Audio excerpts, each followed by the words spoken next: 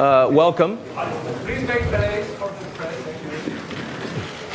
Welcome, everyone.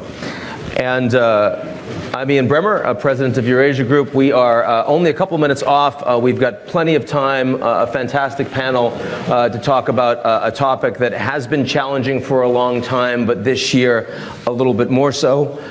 Security in East Europe, broadly speaking. We're going to have a question and answer with the panel, and following that, questions from the audience. Get them ready. I will be calling on you. We have almost an hour and a half, but before we go to that, we're going to have a short statement from the President of Ukraine, President Poroshenko. Please. Thank you very much indeed. First of all, I want to thank Ambassador Ischinger and all the organizers for the unique opportunity to have an open discussion about the security question in Europe and in the world. And I'm very much pleased that the Ukraine is very high in the agenda. And today in the speeches of many speakers, the necessity to unity and solidarity with Ukraine in the question for defeating the Russian aggression, in the question for the Nord Stream 2, in the question for the energy security, digital security, meddling of Russian Federation in the election in Ukraine, election in the European Parliament, the act of aggression against my country in the Kerch Strait and in Azov Sea, and the hostages which Russia keep illegally in Moscow.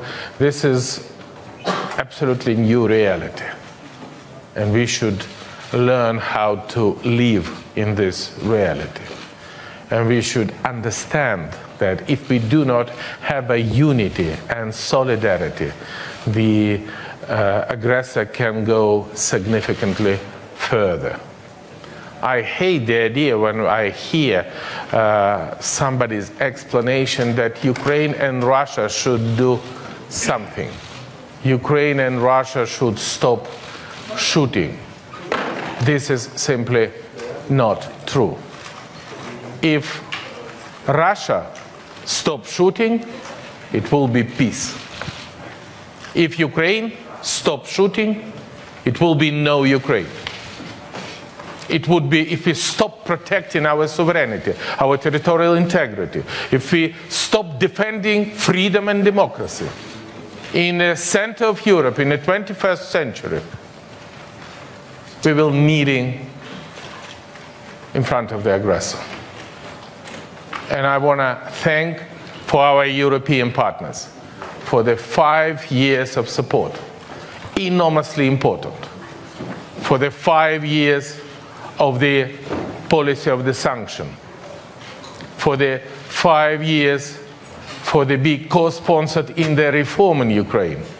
And I'm proud that Ukraine now is a story of success, maybe the only in the current situation, because we provide reform during the war. And this is the deepest reform we have ever did in the history of my country. That's why we think that we should have a collective answer to the question what to do with the security. I just want to remind you that the attack on the Ukrainian boats in the Kerch Strait has a very interesting Russian explanation. They protecting the Kerch Bridge. Can you imagine the Russian attack in the Baltic Sea, protecting the Nord Stream 2 in a couple of years? And we should have a significantly better coordination of our action. And that's why it's so important, our today's panel. That's why I'm extremely happy to have such of my colleagues with whom I have a very positive experience during years, and I want to thank all of you for the continuous and effective and reliable support of Ukraine. And I want to thank every single person in this audience. This is demonstrating very high level of interest to the security question of Europe. We can win only if we would be united. And today's picture is giving me full I'm full of optimism in our victory. Thank you. Thank you, Mr. President.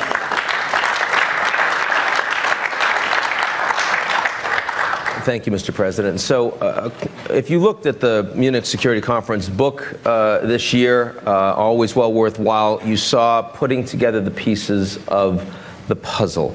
Mr. President, of course, when you talk about security, whether it's in the Black Sea or more broadly in Eastern Europe, it is challenging to say that the puzzle pieces are being put together. So my first question to Prime Minister Bakhtadze from Georgia, do you feel like any progress is being made in your part of the world to put the pieces of collective security together? Thank you for the question, but let me start with also expressing my gratitude to Ambassador Ischinger, all the organizers of today's panel. And I see a lot of good friends of Georgia and Ukraine. The aggression against Georgia in 2008 and then aggression against Ukraine, of course, undermined entirely the idea of security and peace. And today some experts were highlighting that this is a threat for Eastern Europe.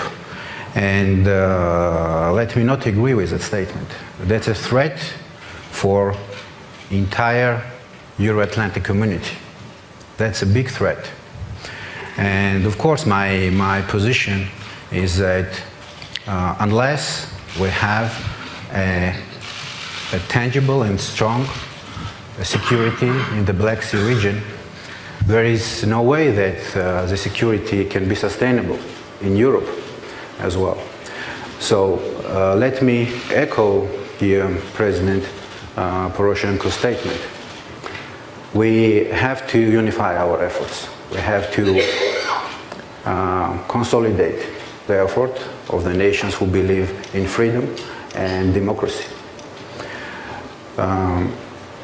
What we are observing is, of course, very dangerous. But at the same time, I think that this year in Munich is really very, very special, because we are observing, we are hearing very strong statements, and we are very optimistic. Georgia, I think, is a big success story.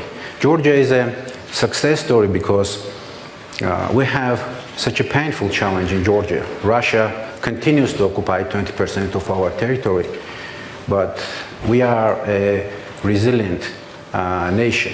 I'm always trying to mention that our choice to become a member of EU and NATO is not only a political choice. It's a civilizational choice. It's a value-based choice. According to the latest poll, around 80% of our population actually supports the idea to become a member of EU and NATO. We have a very big support of our population. Why? Because it's not only the political choice. That's a civilizational choice, and that's a message actually that we are trying to give to our good friends in the West. So Black Sea becomes a top priority for NATO and for Europe, and this is a very good step forward. So, I mean, the Georgians are clearly much more excited about the EU than anybody actually in the EU. Yes. In that regard, I should turn to Prime Minister Plenković from Croatia, because clearly, I mean, further integration of the EU, both of existing members as well as expansion, is not exactly easy these days. And the broad question that has been raised over the course of this conference so far has been how much the Americans can be counted on to continue to provide the kind of anchor for collective security that they have historically. So then I ask that question in that context to you. Do you see the puzzle pieces being put back together? Well, that's the main topic of the conference, how to bring all the puzzles back together, but I would say that experience of Croatia, which has similarities with countries of Central and Eastern Europe which did not suffer aggression, like Ukraine and Georgia, but also with countries like Ukraine and Georgia, because we did suffer an aggression. We had the occupied territory for altogether from summer of 1990 till January 98. And we had two models in liberating them. One by military and police operation, and the other one by diplomatic effort led by the United Nations at the time and the strong involvement of America, which was through General Klein, in the peaceful reintegration of the eastern Slavonia or the Croatian Danubian area. And in my previous involvement in the European Parliament, I have always said that given such a complex context of the situation in Ukraine and also in Georgia, I think this experience, which relied on the means of diplomacy, of politics, of pressure, of a very long but assisted process, actually ended up in the reintegration of the territory. It took a while. It wasn't simple. It was very complicated. I think we still have some internally who haven't really settled with that process. But I think it's always better to do it peacefully and to save a single life, if possible. Because it's not a frozen conflict in Ukraine. It's perhaps, as the time passes, a low-intensity conflict for us. But for those who are killed, it's a conflict. It's an aggression. And that is the key point. And we should all be aware of that. So I think that both OSCE, as an organization very much involved, as well as the format where the key actors on the European continent are involved, which is France and Germany, are essential to move the process forward, as well as the Geneva process when it comes to Georgia. The European Union here, who does not cover these countries in terms of membership, but it deals with them in the format of the Eastern Partnership, has a slightly delicate context. There is a clear ambition to go further from Ukraine and from Georgia, we all know that. And there is a certain different context vis-à-vis the enlargement in majority of the member states. And I think we will have to very carefully handle the realistic expectations and I would say the legitimate interests. So obviously through these first three comments, Russia is running through them in a common way. Not a surprise given who these gentlemen are. So Manfred Weber, tell me, Chairman Weber, how would you think the European Union should address this growing security challenge in all of its manifestations from the Russian Federation? Well, to ask our citizens of the European Union to give a proper unified answer, the precondition is that you have a common understanding of what is going on. And that's why, first of all, I totally want to confirm what the three speakers already said, that it's not only a Georgian question, it's not only an Ukrainian question, it's a question for the whole European Union. Sure. So, having in mind that I am campaigning at the moment as a candidate for the European Parliament, I want to become successor of Jean-Claude Juncker as Commission President, and having this in mind, the campaign, then I must tell you that we have already the proof on the table that Marine Le Pen received 40 million euros from Russian banks. There's also networks behind. We speculate a lot about what is going on in Italy, in other countries, about financing from Russian sources. When I was 2 weeks ago in Riga, I was in our NATO agency who is dealing with fake news and all the cyber attacks to the European Union. Then they give us figures about 90 million fake accounts on Facebook organized by Russia. And only in one building in St. Petersburg, only in one building more than 400 trolls there. On one building. We see the power, we see the engagement there. Theresa May did a speech on the impact on Brexit about Russia and so on. So everything is on the table, and that's a challenge for us. And I think it's so important for us Europeans to tell this to our people. They must have an awareness. A free society needs awareness, needs transparency about what is going on. That is, I think, the precondition. And then the next step is, what can we do? Let me say, the most important thing for me is to have an understanding that for the next decade of the European integration, the key and dominating issue is defense and foreign affairs. That are the two issues. When you have in mind the Schengen period, when you have in mind the Euro creation period, then it's about defense and foreign affairs. And there, frankly speaking, the Russian policy is in a way a positive model. Until now, we keep the European unity on the sanctions and so on alive. That is a positive thing. When I have in mind what we are doing at the moment, the last 2 years, which show we presented as Europeans in the Venezuelan case, then I must say on the Russian case, for the moment we are united, and that's positive.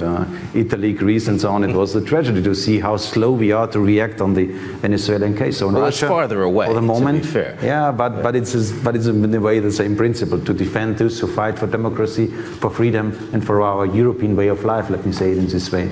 So defense and security are crucial.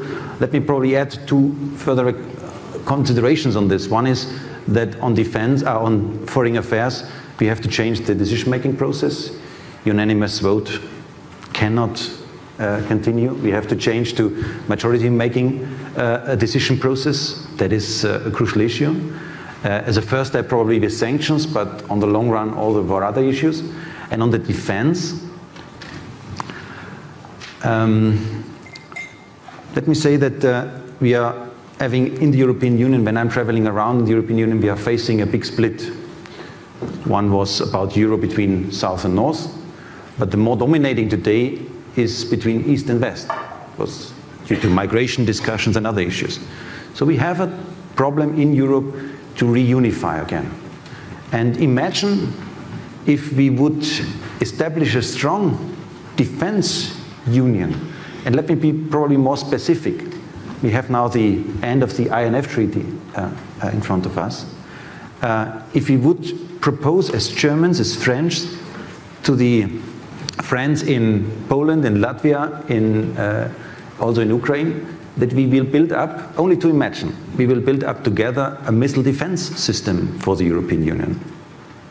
Only a project which is not an offensive military activity, but a defensive one, to defend ourselves. I think such an installation of us, such a first step towards a real European defense union, not only PESCO, because that's sometimes too technical, let me say, but a real move where people in Poland and Ukraine and Latvia can understand that they can really trust on the Germans, on the French people and so on, to do something in this regard. So I think that defense system can, no, it's a proposal, it's a consideration. I would say that can help to reunify Europe again, if we would do so, if we would do the next steps, and that means a defense pillar. I was just going to ask quickly, so if that were to happen, that proposal, missile defense, part of it in Ukraine, you'd sign up, right, President Poroshenko? Yeah, we can finish our meeting, because this is the main news from our today's meeting, and I think, okay, we cannot ignore the security challenges. Okay. The only system which now demonstrates the efficiency is NATO. And this is why I make an initiative with my parliament and make a constitutional changes for the Ukrainian future membership in NATO and Ukrainian future membership in EU. And overwhelming majority, significant more than constitutional majority, vote in support this presidential initiative. That's why we are discussing who is the most European optimistic nation. Ukraine definitely would be among the first. But we should pay a very special attention to the security of Europe. No doubt. We live now in a completely different condition. The first agreement between Germany and France, positive. The discussion about what is that proposal, positive. But we should understand that the great nations can protect themselves, either through NATO, which make it more efficiency, or through other instruments. The statement, Ukraine would be happy to be the part of any security initiatives. So To Secretary General Thomas Greminger, let me ask you, where do you see an OSCE role, this is your one easy question, in trying to improve on the challenges that all of our panelists are addressing right now? Well, I would say we have three things that we can offer. First of all, the OSCE stands for the principles on commitments. In a nutshell, for a rule-based European security order, starting with the Helsinki Decalogue of 1975, and I think what the OSCE has on offer is basically these principles and commitments to which all 57 have subscribed to, and where all 57 need to recommit to. And I think that would be an extremely important thing. Second, the OSCE offers an inclusive platform for dialogue and cooperation. It's one of the last platforms where you have everybody sitting at the table, including the Russian Federation.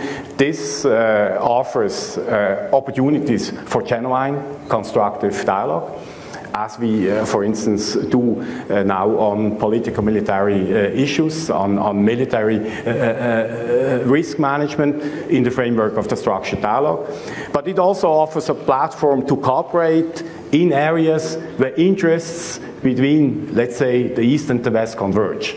For instance, on preventing violent extremism, terrorism, combating trafficking, cyber, climate change, security nexus, migration security nexus. These are all issues where there is more or less a converging interest where we can work together on, and thereby also, I think, reconstruct some of the lost trust and confidence.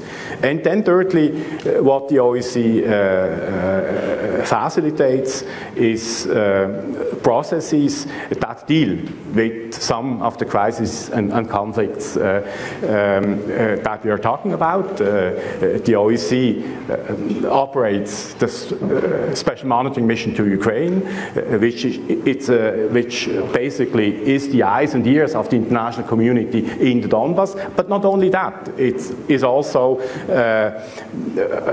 a mission that last year alone facilitated more than 1,000 windows of silence that allowed for humanitarian repair work, that made sure that local ceasefire violations did not spin out of control.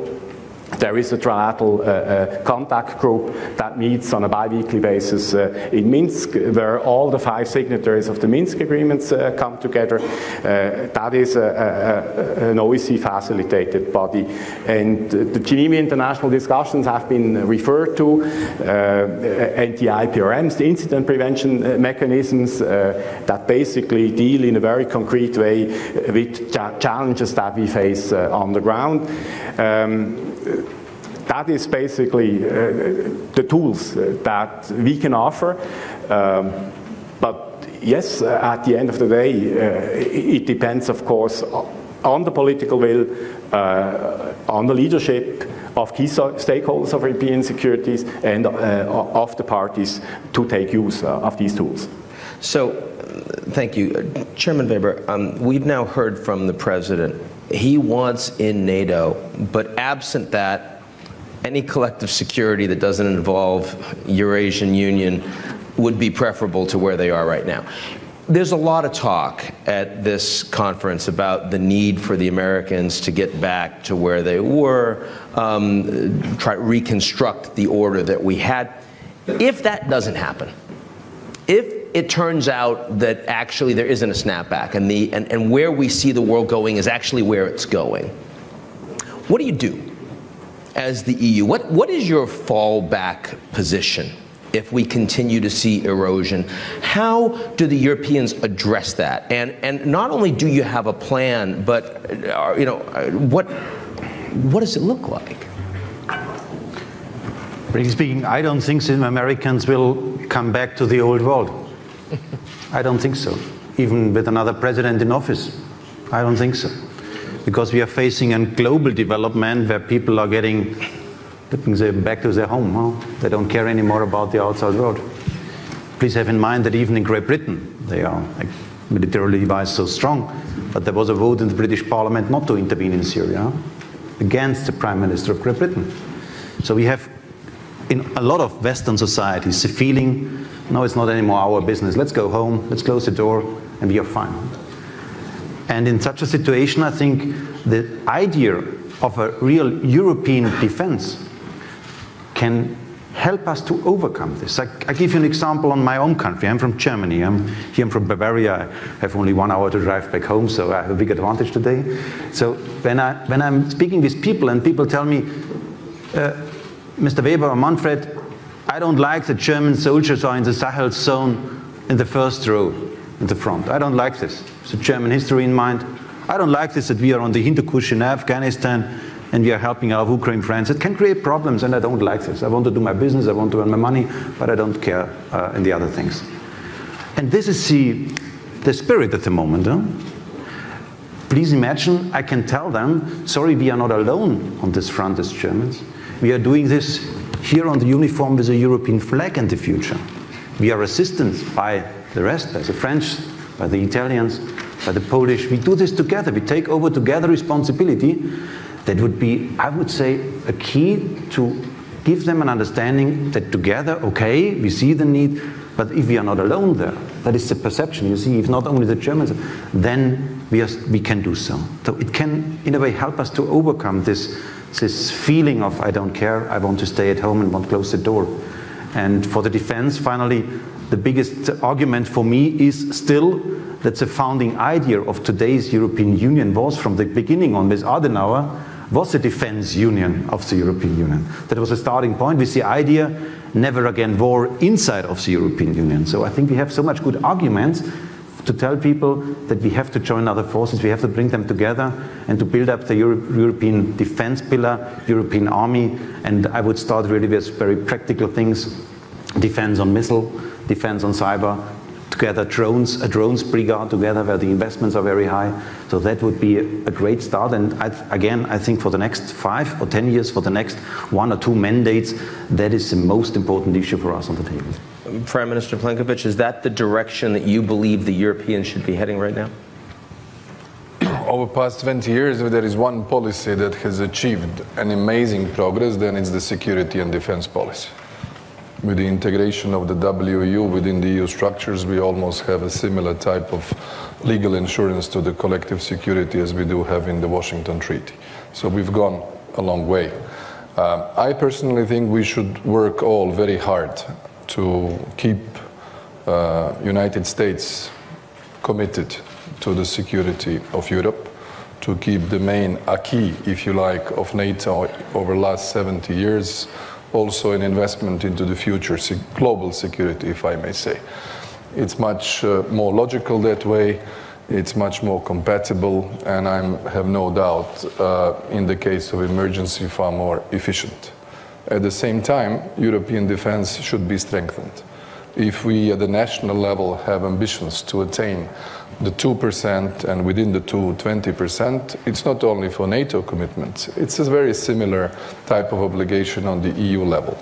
How much we are interoperable between each other is the key of our performance, and that is essential.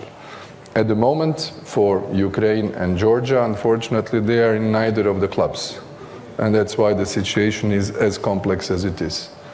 If this was happening in one of the countries which are within, then probably the debate would have been very different. Like one of the Baltic states, for example. For example. You feel comfortable that if that were to occur in the Baltic states, we would not have anywhere near the challenge that we have presently in Georgia? Then we would be denying the commitments we entered into. I mean, there are two soft bellies. It's the Eastern Partnership countries and the other ones non-members of EU and non-members of NATO in the Southeast Europe.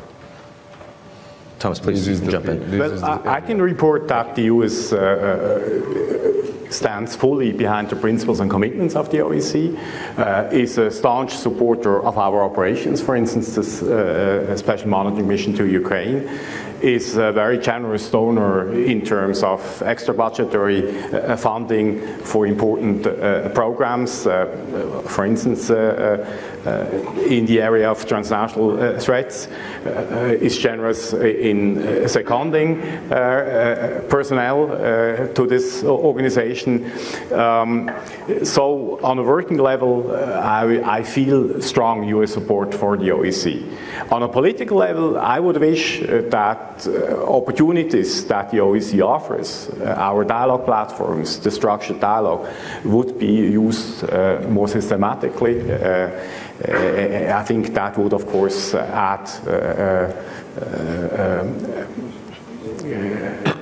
a lot of additional quality to these platforms. So, President Poroshenko, I mean, again, to the two countries here that are not a member right now of either club, and again, perfectly understandable why you would want to change that. President Trump has said recently that no American president has been tougher on Russia than he. And he focuses not on his tweets, but on the Javelin anti-tank systems that the Ukrainians now have. He focuses on the sanctions process that has been pushed forward by his administration as well as by Congress.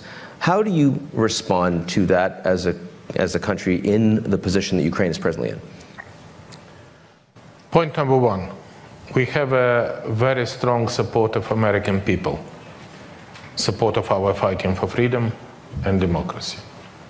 Point number two, we have a bipartisan overwhelming support of the United States Congress. Point number three, we have a very strong support of the US administration. Point number four,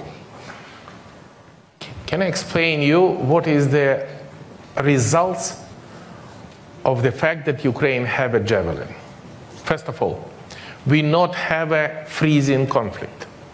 We have a hot war. During the last 24 hours, I lost 1 Ukrainian soldier because of the anti-tank rocket hit the military trucks. And 3 my soldiers were heavily wounded during the last 24 hours. During the whole military operation, I lost only military personnel in combat operation, 2,945 soldiers. After Minsk agreement, it was 948 soldiers. And this is my life for every single day. This is the hot war. After we received the Javelin from the United States, we have significantly decreased the number of the tank shelling. Do you know why? Because Russian tankers, tank drivers are simply refusing to go to the touchline because they don't know if Ukrainian soldiers has or not to has, but their psychological results that we decrease by half the number of the combat casualties. This is the very bright demonstration of the effectiveness of even that type of cooperation. Everyone has their own roles. OSCE, Special Monitoring Group, hasn't just a source for the international information for the whole world. Because of them, this process stopped to name conflict in the east of Ukraine and start to name what it really is. Russian aggression against sovereign and independent state. What's happening? Why are we speaking about the state of uncertainty? Because after year 2014, situation is completely changed. One of the permanent member of the Security Council of the United Nations, on the Security Council of the United Nations, based post Second World War security system of the world. It was possible to make a decision for the operation in Serbia at a certain period of time. It was possible to make other steps now, block Because aggressor is a permanent member of the United Nations and Security Council is simply not working. And Ukraine paid for that, huge price. Sometimes they said we shouldn't make a nervous Russia.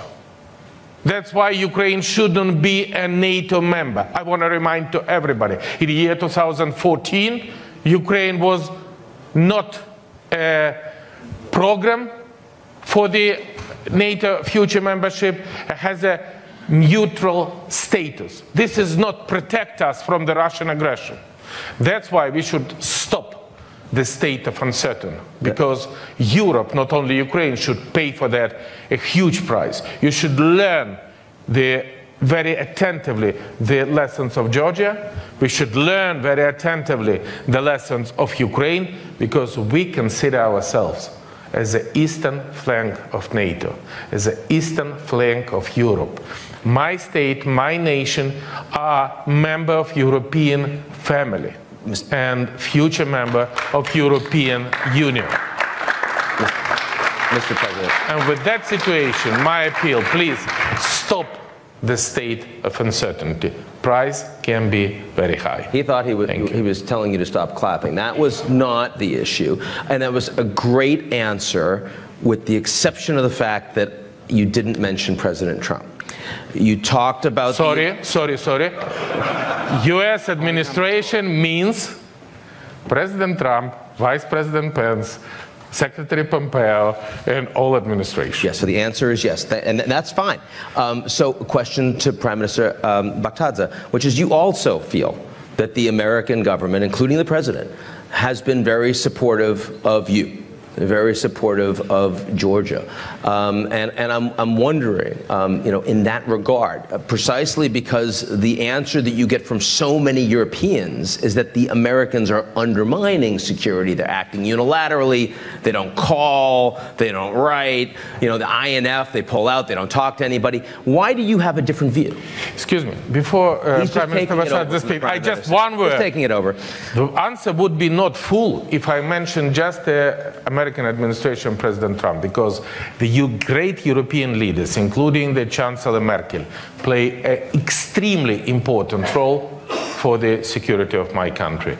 European Union play an extremely, and the success can be only when US, Europe, and the whole world would be together. Okay, so Georgia is smaller, so you get less time. But still, I am turning to you, Prime Minister. Well, firstly, let me start with stating that the United States is our strategic partner, and we have very strong bipartisan support. But at the same time, I would like to mention that now, under President Trump administration, our relations are on all-time high level, and that's a very clear fact, and that's a very strong message. And I think that the policy and strategy which is crafted now by the current administration, which actually perfectly addresses the challenges what we are observing in our region. And also I would like to mention a very important fact. So the term, the frozen conflict and also the hybrid war is becoming very popular. So we are facing the hybrid war in Georgia since early 90s. And as for the frozen conflict that my colleagues mentioned, well, the absence of the direct, military combat does not mean that there is a peace. So Russia continues to make the aggressive steps against Georgia. We see the so-called borderization process almost every week, violation of the very basic human rights, kidnapping and torturing to death of our citizens.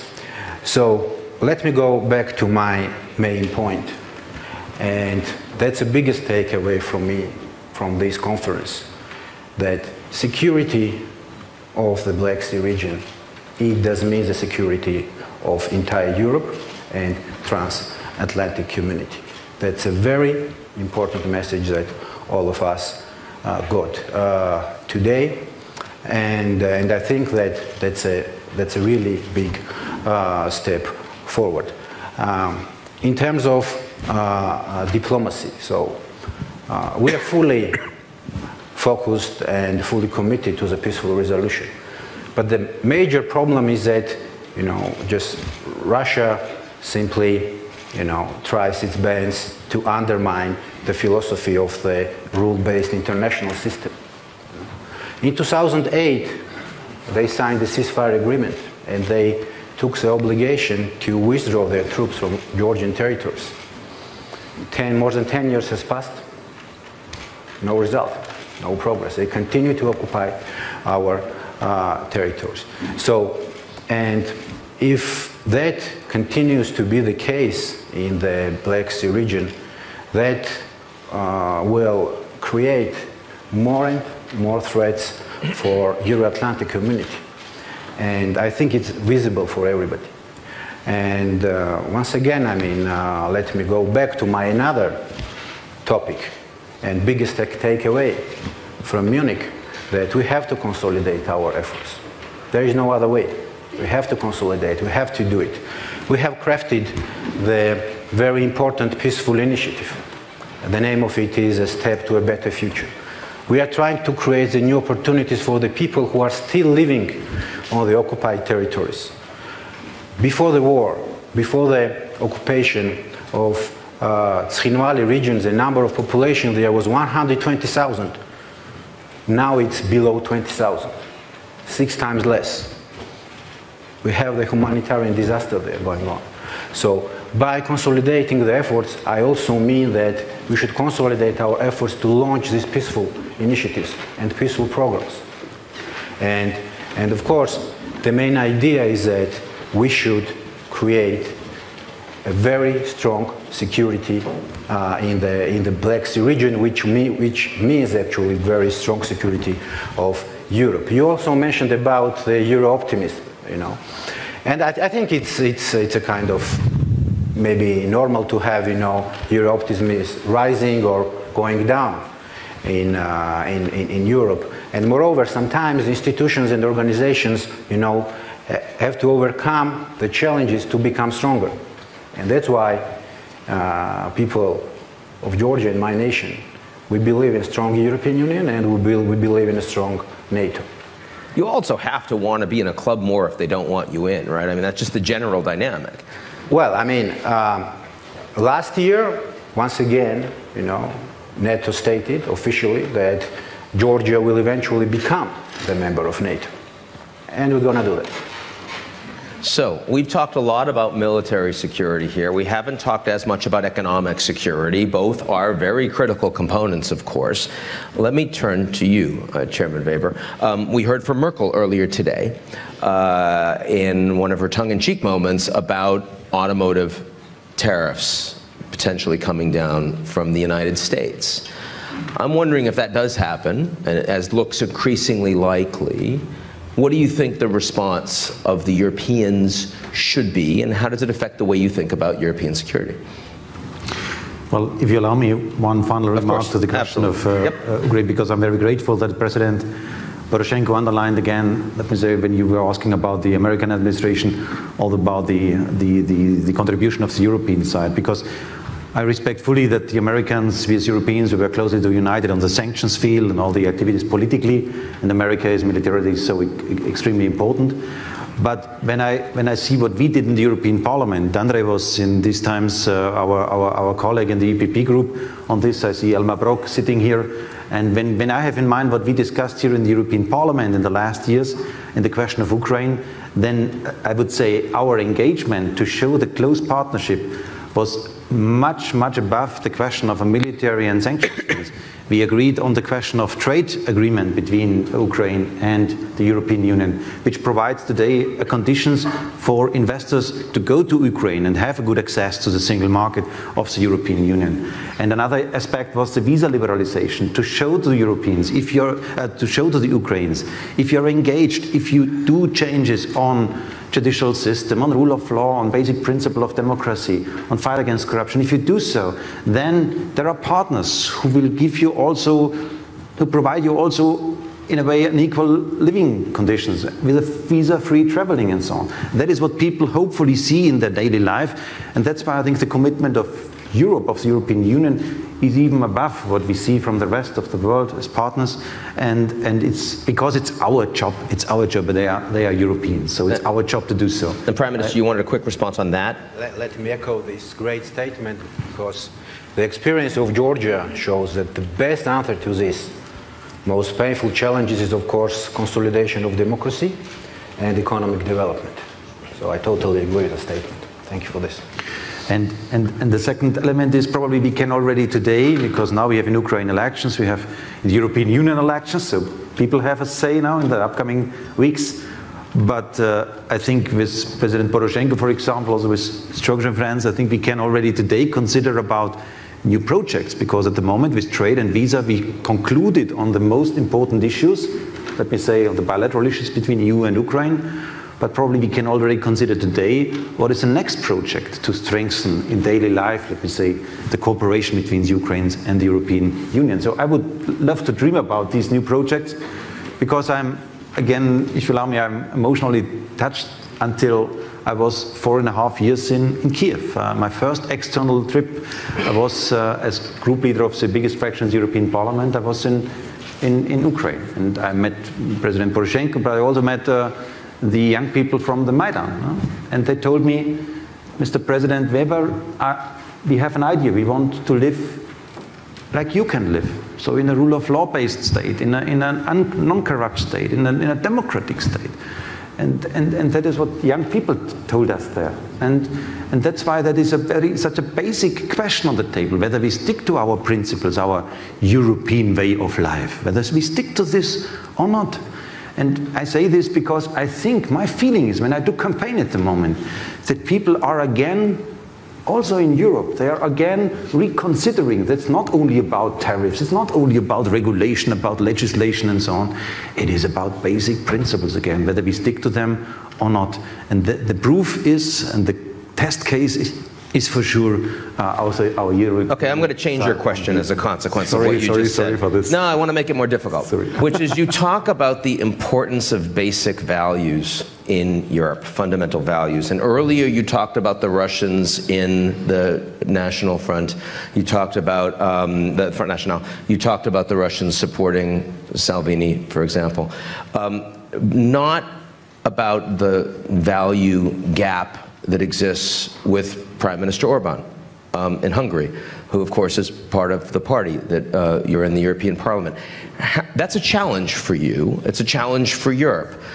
If common values are critical to the sustainability and security of Europe, and that's a key part of your platform, how do you address the Hungarian question? Well, the easy answer, because we only can defend, we only can fight for our values, for our basic principles, if we implement them in today's European Union, full stop. And that's why I voted in the European Parliament in favor of an Article 7 procedure against Hungary, even having in mind that he's a member of the EPP party. So there is no special treatment, but I want to see also the same engagement which we are taking on the floor in the Hungarian case, also from a lot of journalists. In the Romanian case, when we talk about anti-corruption, in the question of Slovakia and Malta, where we had 2 killed investigative journalists, and the investigations are not going on in the proper way. So we have a lot of questions on rule of law, and not only in the east of Europe, let me say it in this way, in the Central and Eastern European countries, although in the so-called old countries of the European Union, we can talk a lot about sometimes implementation of rule of law and so on. So what we need in the European Union is 100% implementation about our basic convictions, but on the same way, I say, as a politician, we can only implement them if we are bridge builders, if we sit together and we respect the outcome of our Hungarian elections, that Viktor Orban is elected, and we have to sit together and find together answers on our challenges. So that are the 2 sides of the medal. Last quick one, give us a quick example of an issue where rule of law is not being implemented in the old countries of Europe. Oh, okay. You just said we have a few. Yes. But frankly speaking, my idea is that we shouldn't as politicians judge. I think it is an extremely important issue that we, for the future, do the judgment on the implementation of rule of law not by politicians, it must be done by judges. In my country, in Germany, we would go to Karlsruhe to make a judgment about whether you So what's implement- one that the judges should be ruling on?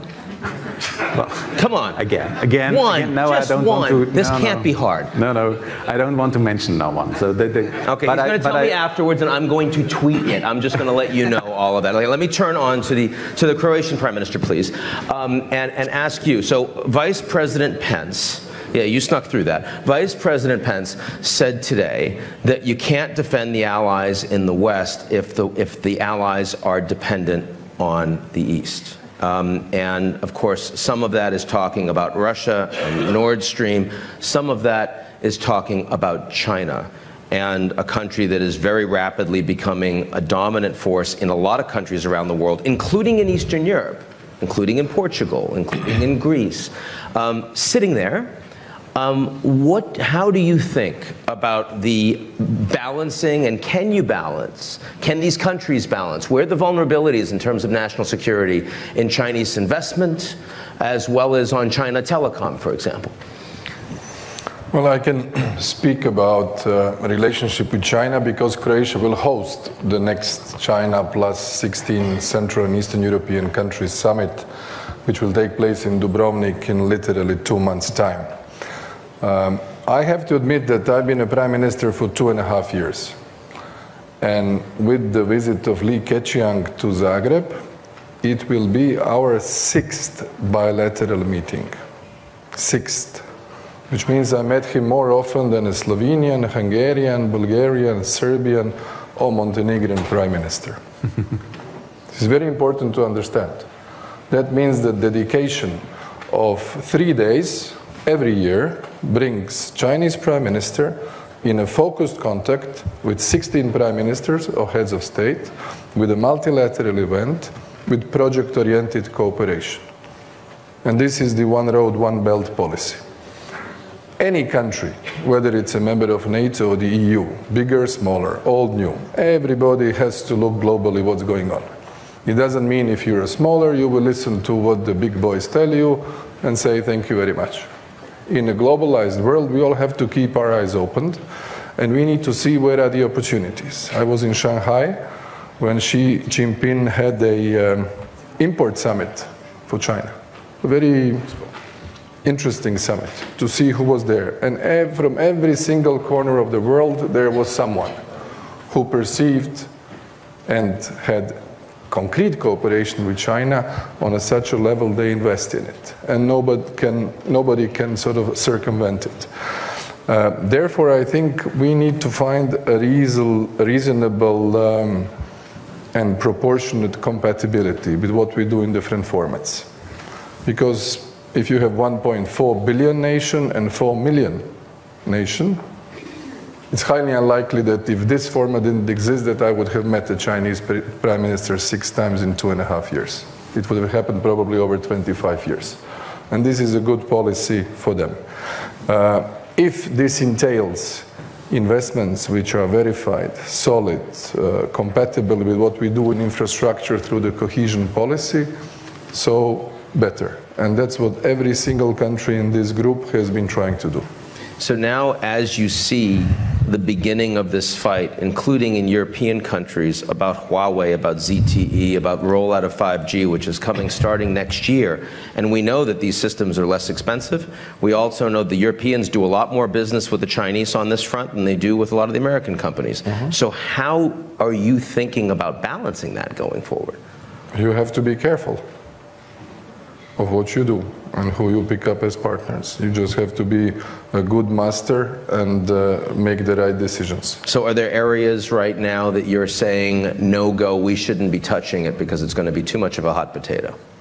At the moment, we didn't encounter such a situation. Let's say we are in a more classical dossiers. Understood. Okay, so let me ask you, Thomas, from the OSCE perspective, how do you see this type of Chinese activism, money, strategy, long-term strategy, compared with what an organization like yours and the other multilaterals can actually do for these countries?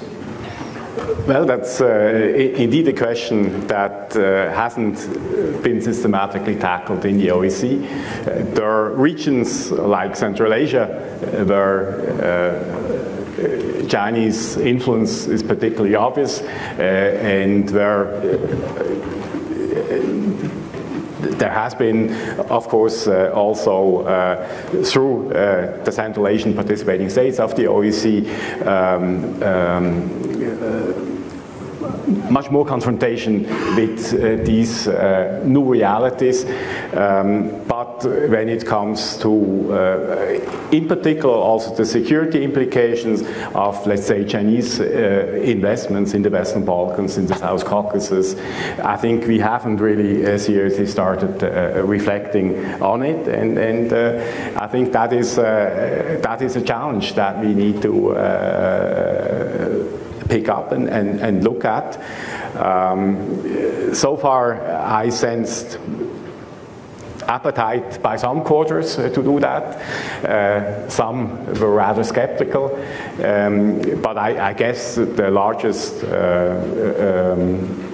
regional security organization will have to deal with these implications of Chinese, I would say in particular also economic policies in the OEC area, no doubt about it. Would you say at least that your organization is starting to create strategy, come up, I mean, you know, trying to raise this issue? Do you have an agenda for it in terms of your member states? I have asked my strategic policy support unit to look into the matter, to raise it with the current chairmanship. I know the current chairmanship is interested to look into the matter. We have also submitted the question to our Asian partners group.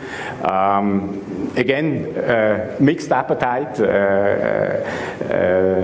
Our Japanese colleagues are less inclined to deal with repercussions of Chinese policies on an OEC platform, but others clearly are, and I'm confident that within the next year or two we will have a much more consolidated assessments, analysis, and then perhaps over time also policies. So this is a priority. We do this panel again next year. We have a different answer.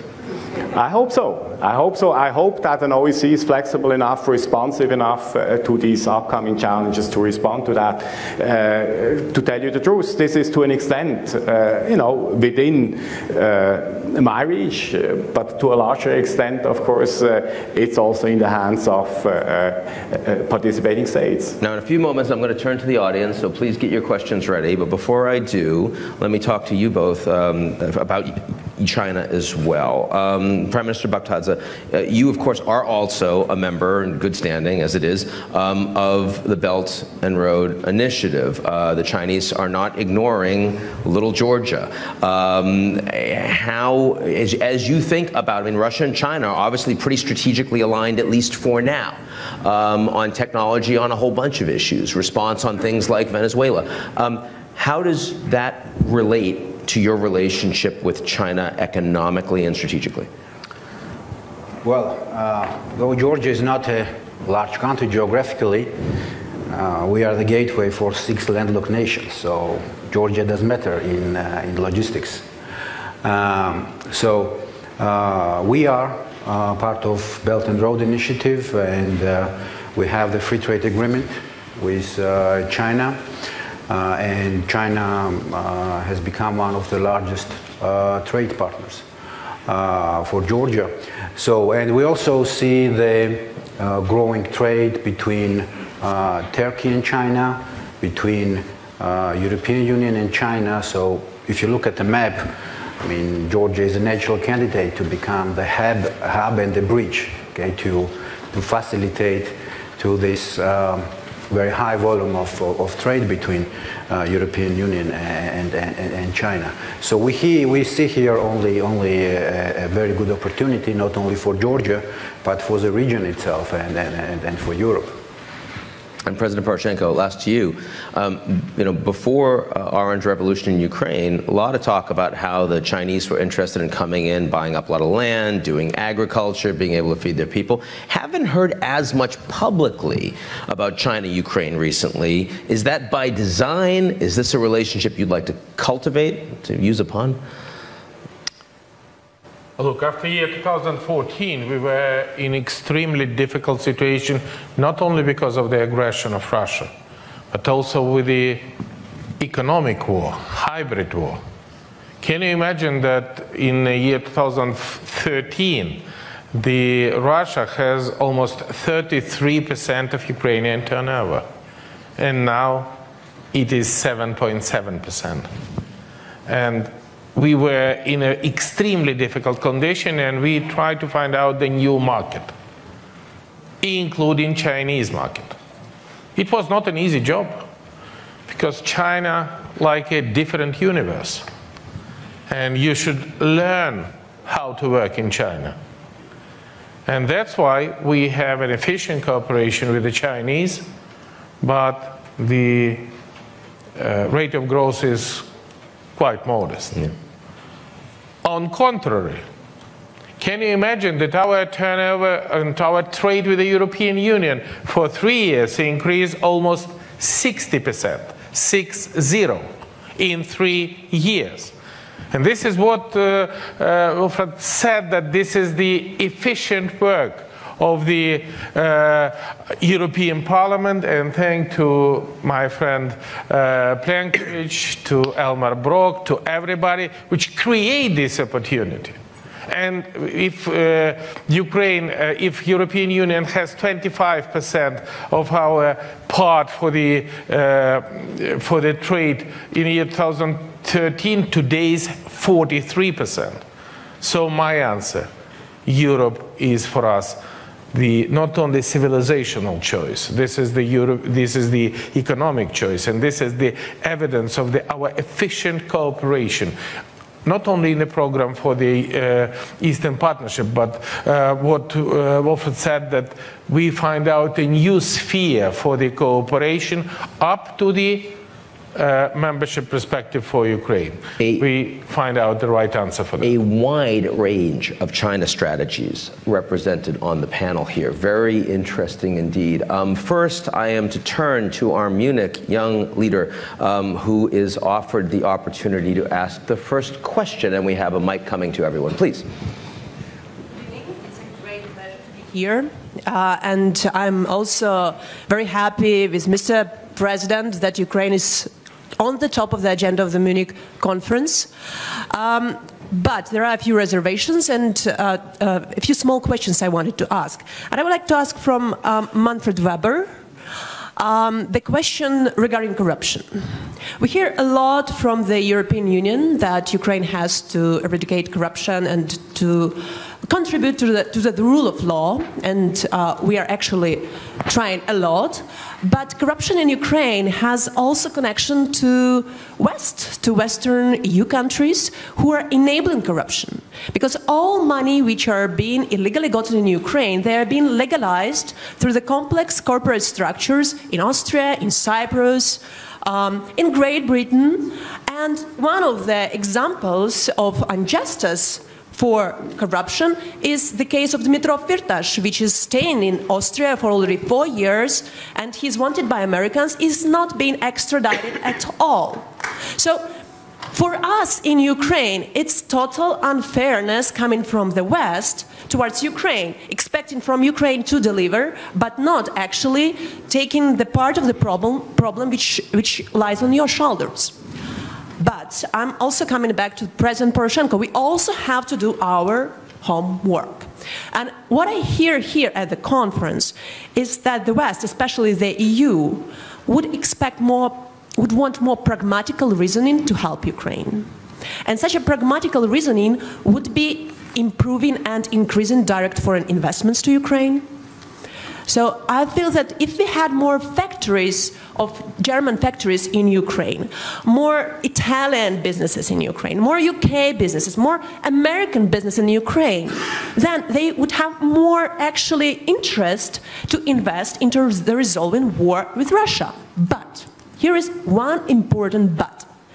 All businesses, we are just 3 Munich young leaders here, so the question is coming from 3.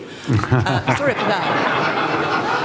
I like the collective approach. That's good. According to the European Business Association report, The key challenge for Western businesses to invest into Ukraine is intimidation coming from law enforcement agencies. And specifically, guess who? The intelligence agency, the security service of Ukraine. Half a year ago, Ukraine adopted a very important national security law, which promised to cut the function of curbing corruption and economy in the security service of Ukraine, but nothing was done since then. And it is one of the top 4 anti-corruption agenda of more than 20 civil society organizations in Ukraine, with whom you are not meeting, by the way. 4 more candidates already met and supported this agenda. Are you supporting this? And very small question to Mr. Greminger. Very small. No. I won't have a chance for anyone else. I'm sorry. I'm sorry. That's ceasefire. Should it happen during the night as well? We're not going to keep talking over you unless you stop. Thank you. So I love having the Munich young leaders do this first, but I do want our folks a couple have to leave 5 minutes early, and so I want to make sure we get at least a few more questions. So President Poroshenko, I find you intimidating because you're very big. Is your government intimidating, stopping these investors from coming in? Answer this question. If you allow me, the answer would be very simple. Under the report of the European Business Association, they said that the business climate in Ukraine during the last 3 years significantly improved. I have a quarterly-based meeting with the European Business Association, and during the last meeting, they said that they have no question to the Ukrainian government about the pressure. I don't say that this is not existing, the pressure. And in the parliament, there is my draft law for creation National Bureau for Financial Security, which prohibit for any law enforcement agency even to touch the businesses.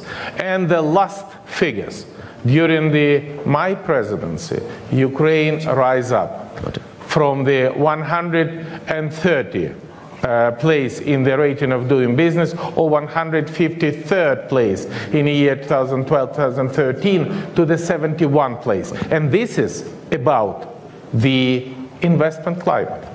So my proposal, and the same situation, by the way, with the American Chamber of Commerce, my proposal is to unite our efforts.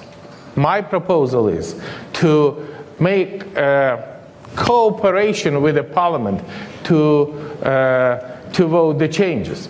Unfortunately, before the election, Parliament not voting. This is not Ukrainian peculiarities. This is the peculiarities of the whole world, because Parliament started to be significantly more populist. And my role is to protect the nation from the results of the populism. And immediately after the election, I definitely continue my strategy, which I do for the last 5 years. And I think that the progress, including the investment climate, including the rating of doing business, would be the same. In the next 5 years, we'll be in the top 50 of doing business.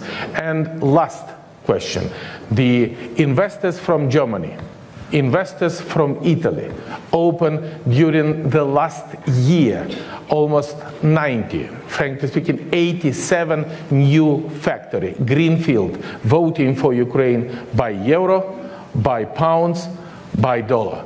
And this is the answer. Is it we should just paint by black color, or we should just do our best together to improve our nation, even with the participation of the young activists, which me, as the President of Ukraine, most welcoming. Thank you. Thank you. Thank you for that, Mr. President. A very quick one, Thomas, please. Yeah, I think your question was, is there also a ceasefire monitoring during the night? There is.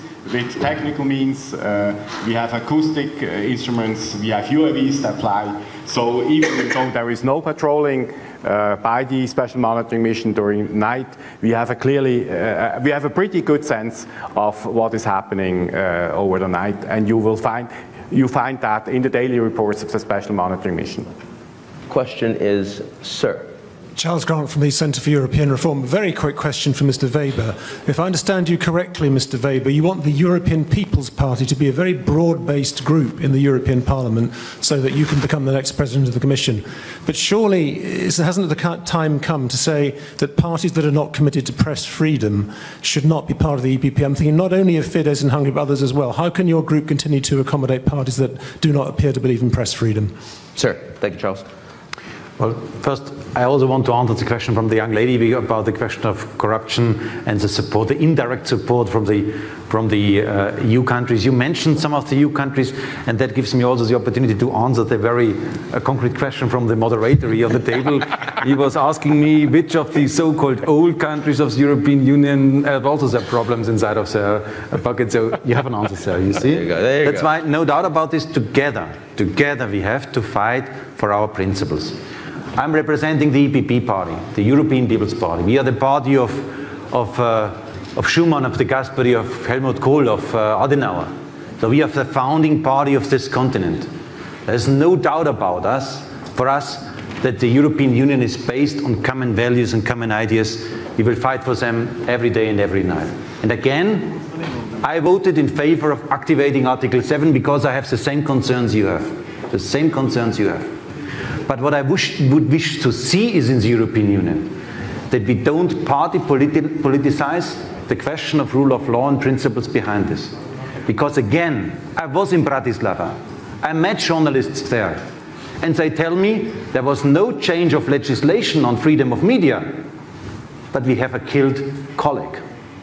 And that is changing the behavior of journalists dramatically, believe me.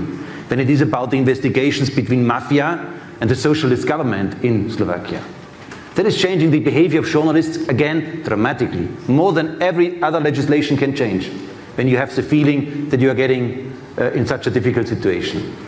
That is the problem. We have a few of them, too much of them in today's European Union, where we all are concerned about this. And that's why I would propose, as the next Commission President, an upgraded rule of law mechanism for the European Union, where we have an independent judgment among real experts about what is going on in all countries of the European Union, not only on the new countries where we have this mechanism always to judge easily, for all countries of the European Union. And the European Commission must be committed to put all the questions which are not in line with the rule of law principles to the European Court of Justice. We have to stand up and fight for our common values. Have you told Orban about this yet? Absolutely. Okay, good. You know, but let me say, when I voted in favor of Article 7, it was September last year, the first session of the European Parliament. Delma, we were there. We voted in favor of Article 7. And sorry, the week afterwards, there was in Salzburg, Andrei, the summit of the EPP leaders. I was there in Salzburg. And this was a cold welcome from Viktor Orban when he received me. They are sitting there. But this kind of party platforms, we don't do their legislation. We don't do their, let me say, big stuff. Council is important, Parliament is important. But we were forced to sit together, look into the eyes of the others, and speak to each other. And I must tell you, 10 years ago, David Cameron left the EPP party. That was a promise in the Tory convention in Great Britain. And today we have the Brexit. And my big fear is, if we split up Europe now, more and more, if we cannot anymore build up bridges, then we end up in a splitted European Union. And I want to have a strong European Union, but with a clear rule of law base. We got a quick one in the back, right? Thank you very much.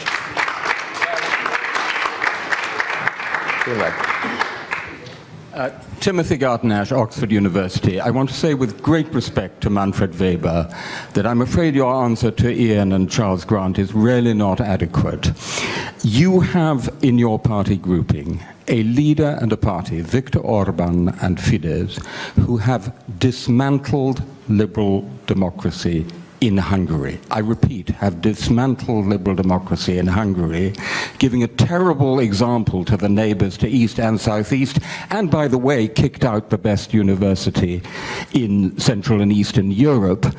And it's just not good enough to pass the buck, to say, oh, the Romanian leftists who are behaving badly, and unspecified old member states who are behaving badly, and Article 7, and let's have the judges do it, or let's have somebody else do it.